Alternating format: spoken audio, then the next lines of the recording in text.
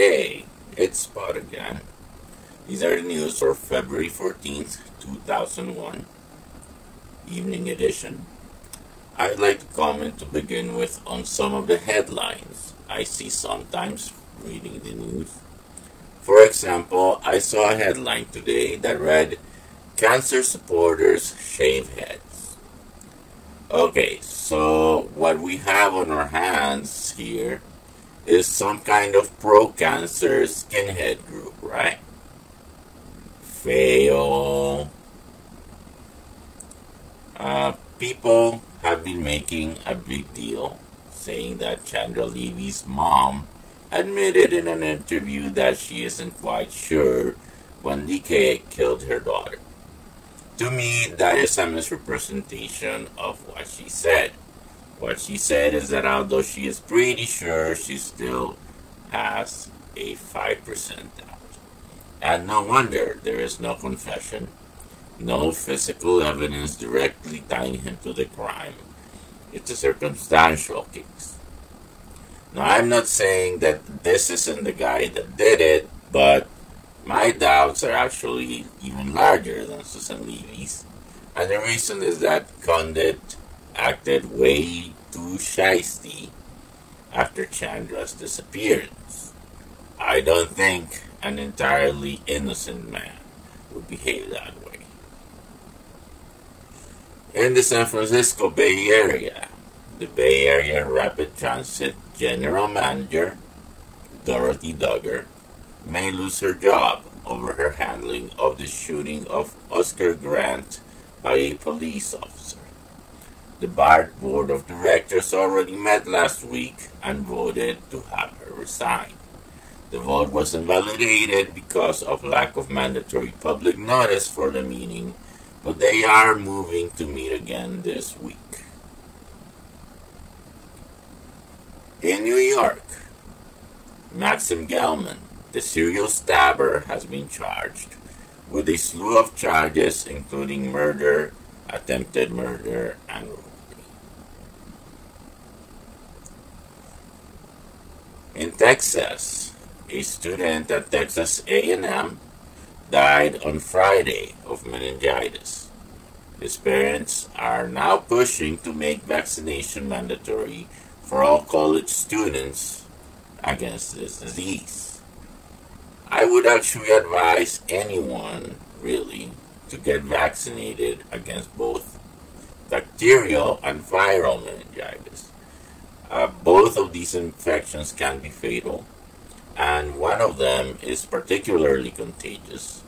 It can even be transmitted through a kiss or sharing a straw or a glass with someone. In Kentucky, protesters are upset with Governor Beshear's stance on coal production. Beshear says that the federal government is pushing coal miners out of their livelihood, and the protesters want to save the mountains where the mining is happening. I think we should really shift focus away from coal production in this country, but something has to take its place.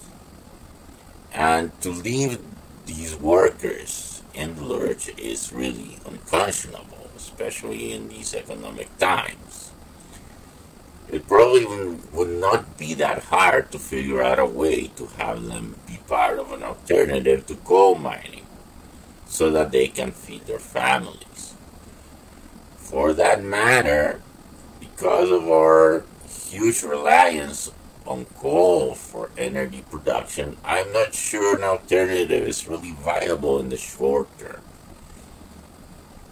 Unless, of course, we go nuclear, which politically I don't think is going to happen. There would be way too many obstacles to that. Now, while on the subject of energy policy, President Obama is unveiling his budget plan. It is really not making anybody happy, not even his own party. The summary is cut spending and higher taxes. What struck me the most about it is his energy policy. He wants 1 million electric cars on the road by 2015, double the electricity from clean sources by 2035, and a 20% reduction in energy used by buildings by 2020. He also wants to cut subsidies to oil, gas, and coal companies. It's innovative, but it's really very unrealistic, especially the electric car thing. America has spoken, and it just does not want electric cars. I can just imagine having to wait even 1 hour when my car runs out of juice for it to charge back up. It's absolutely ridiculous. The other parts of it too have either huge technical or political barriers that make it doomed to get changed beyond recognition, or they'll pass that budget and then repeal it before the deadlines it sets. He won't even be in office by 2020 for sure, maybe not even by 2015. Way to wash his hands, huh? Sneakier than I thought, this one. Now, part of why, in my opinion, the U.S. economy is in such a bad state is the huge trade deficit that has now helped China nudge Japan out of its spot as the second largest economy in the world. All the while, China enjoys favored trade status with the U.S. while treating its workers slightly better than slaves. Fantastic. And on that note, I also believe that as long as we are importing more than we are exporting, we will continue to have a high unemployment rate. And we cannot continue to have economic growth while this is happening. In South Africa, Bono from U2 is stirring controversy because of comments he made about a song containing lyrics some people consider anti-white.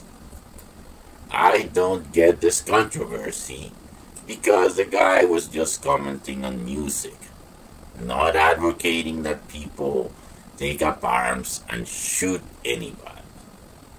This is something that musicians do, and which they can rightfully be expected to do.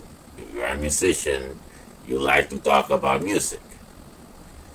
Also, I don't get the controversy because last time I checked, Bono is white. Also, just hearing quotes such as this one. We think Bono is perhaps not fully informed about what the position is. I guess he doesn't know about the polarization it caused last year. It's good practice for any visitor not to pass comment on the affairs of a foreign country in their first week there. Bono comes from Dublin, where the situation is very different. People are not on the streets fearing for their lives every day.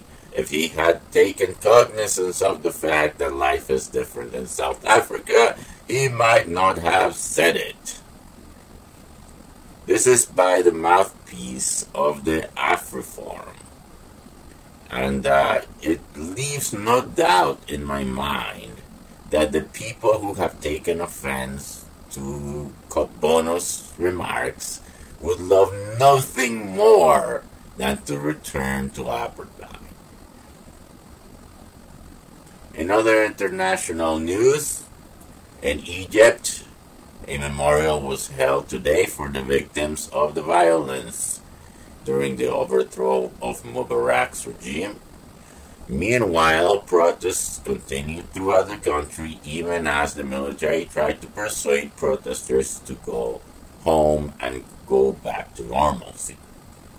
An unfortunate result of the protests has been the looting of the Egyptian Museum, with 18 items stolen, including 2 statues of Tutankhamun and 70 other artifacts damaged.